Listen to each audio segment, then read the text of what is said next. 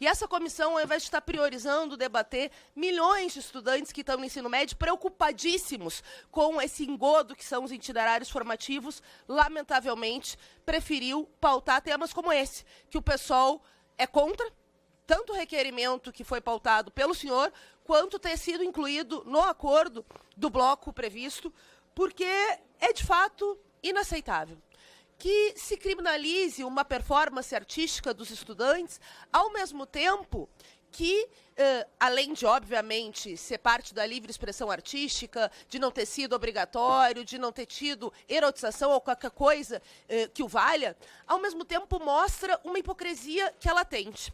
Eu fico imaginando, Nicolas, se aquela reunião dos golpistas, ao invés de fardados, eles estivessem pelados, se o senhor teria feito uma moção de repúdio contra uma reunião comandada pelo Sindicato do Crime que tentava organizar um golpe de Estado no país. Mas não. O senhor não só endossa os discursos da extrema-direita, o golpismo, como defendeu de novo ontem no plenário aqueles que atentaram contra as liberdades democráticas. E aqui na Comissão de Educação, uma das comissões mais importantes da Câmara dos Deputados, se não a mais importante da Câmara dos Deputados, mais uma vez se cria um espantalho. Um espantalho para criminalizar uma universidade importantíssima como a FURG, e eu tenho aqui a nota do reitor Danilo, do vice-reitor Renato, do movimento estudantil, do movimento de técnicos e do movimento de professores, né, para instituir uma prática de censura, mas é mais do que censura. É uma tentativa de criar um espantalho para não debater os verdadeiros problemas da educação brasileira, como, por exemplo, a falta de recursos para as universidades federais, a necessidade de expandir ensino, pesquisa, extensão, a criação de 100 novos institutos federais, que é uma vitória e que precisa, assim, ser garantida ao mesmo tempo que ampliada. E eu digo, repito, hoje nós tínhamos um requerimento que pautava a convocação do Mendonça Filho para discutir o novo velho ensino médio, que poderia ser votado como primeiro item da pauta, como está pedida a inversão, para debater algo que angustia milhões de estudantes brasileiros, que foi fruto de luta do movimento estudantil. Mas a comissão vai voltar. E tem audiências boas aqui previstas, mas junto do bloco, uma criminalização de uma universidade tão importante como a FURG. Mas eu não tenho dúvida de que não passarão. Porque, embora vocês queiram fazer esses espantalhos, eu não tenho dúvida que as liberdades democráticas vencerão e, além do pessoal votar não ao acordo, porque devia, sim, não estar incluído no bloco das audiências públicas, vota não o seu requerimento, mas mais do que isso, seguirá lutando com o movimento estudantil, democrático e independente contra os espantalhos da extrema-direita e pela educação pública. Obrigado, Fernanda Melchiona. Somente a título de esclarecimento,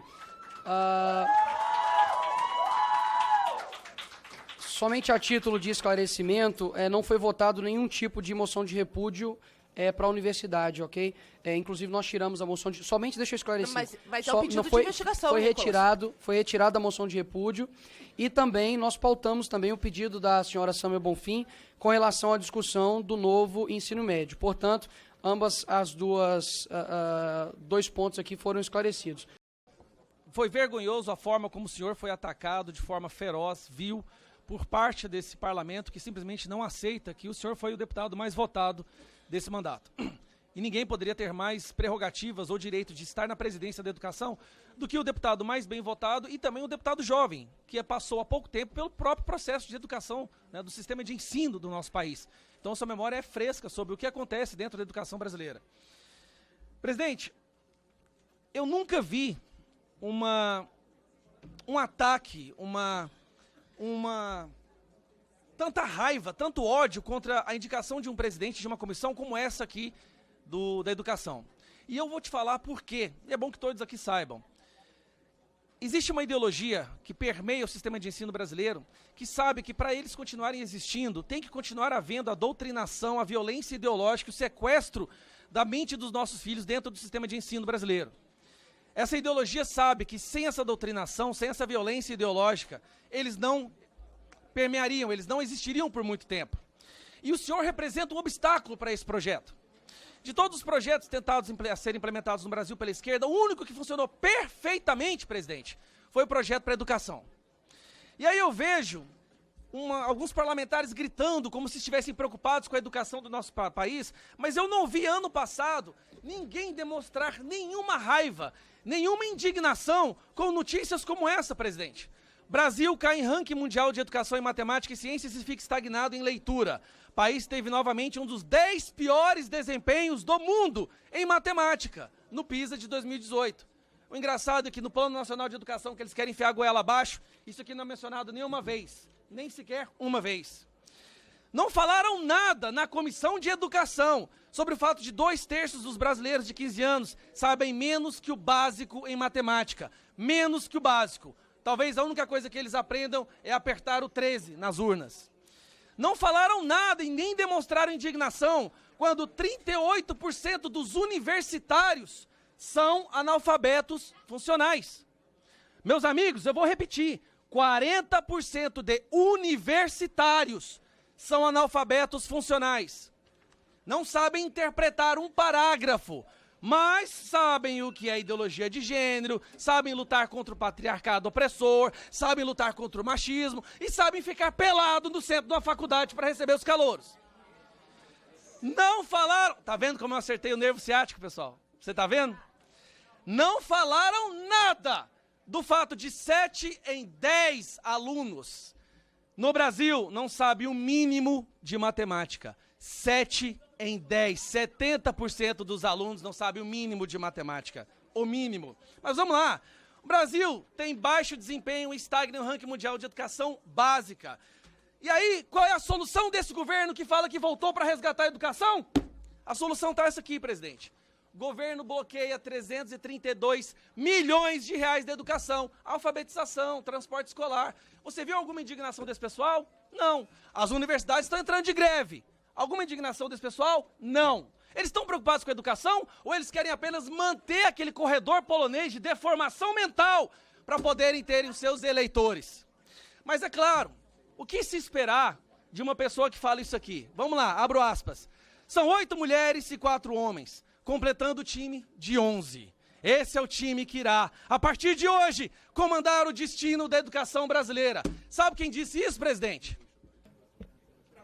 Para concluir, deputado. O ministro da Educação, presidente.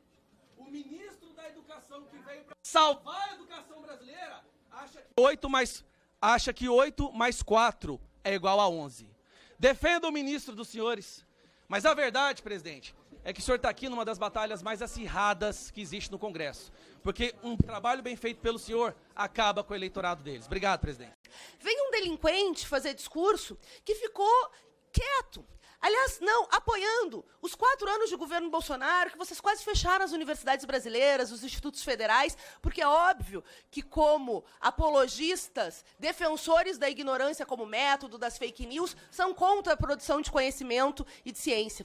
São aqueles que se chocam com uma performance artística, mas não se chocam com 10 milhões de analfabetos. Não se chocam com milhões de crianças que ainda não têm vaga nas creches porque não se universalizou o acesso às creches no Brasil. Não se chocam com estudantes que estão tendo aula de brigadeiro e que estão sendo tolhidos de uma educação universalista por parte de uma lógica de formar os filhos dos trabalhadores para apertar botão, com todo o respeito que a gente tem a apertar botão, os trabalhadores que apertam botão, mas que é uma velha ideia de colocar os filhos dos trabalhadores e das trabalhadoras fora da universidade. Não só não se choca, como reproduz mentira, fake news, porque imunidade parlamentar não é impunidade parlamentar, não pode não ir na tribuna desrespeitar as mulheres brasileiras usando uma peruca no Dia da Mulher para desrespeitar as mulheres trans. É transfobia. E o Nicolas deveria ter sido caçado por isso. Não pode não fazer apologia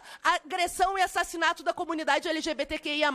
Não pode não usar o microfone para mentir sobre aqueles que mais combatem a fome e a miséria, como o padre Júlio Lancelotti. Enquanto vocês estavam fazendo ato golpista e o povo morria na pandemia, o padre Júlio Lancelotti estava levando alimento no meio da pandemia para salvar vidas, enquanto o teu presidente estava lá, lamentavelmente, matando a população brasileira. Não pode não desrespeitar uma universidade como a FURG. Eu tenho uma nota da reitoria, do professor Danilo, do professor Renato, respaldando a performance artística realizada pelos estudantes de artes visuais e não aceitando a criminalização. Eu vou pedir para ser incluído nessa tentativa estapafúrdia de criminalizar a universidade. Sinceramente, a PGR tem que estar preocupada em prender golpista e não criminalizar as universidades brasileiras. deputada Fernanda Melchiona, a título de esclarecimento, já que foi me citado, né, no seu discurso, eu acredito que a democracia que eu estou colocando aqui, diferentemente da que teu presidente prega, a democracia relativa, ela inclui outros demais debates, inclusive os que você discorda. Então eu vejo que uma sociedade que todo mundo concorda com todo mundo não é uma democracia. E, inclusive, a PGR, que você está pedindo para poder fiscalizar e colocar criminosos, decidiu que não houve crime no meu episódio com relação à deputada Nicole, onde eu exemplifiquei o que está acontecendo, inclusive na escola da minha irmã, onde um travesti, entrou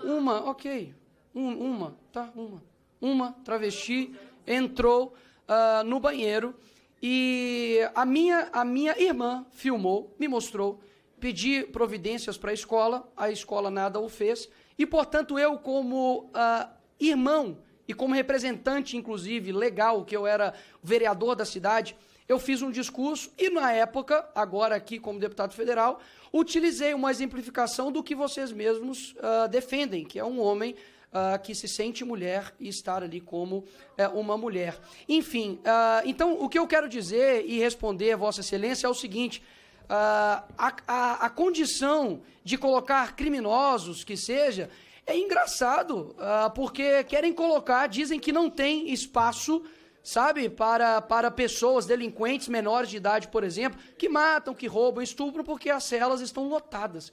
Mas há espaço para um deputado que exerce o seu direito, artigo 53 da Constituição, de imunidade parlamentar. Ou seja, eu quero deixar aqui bem claro nessa comissão, senhores, de que quem está trazendo este presidente para debate não sou eu.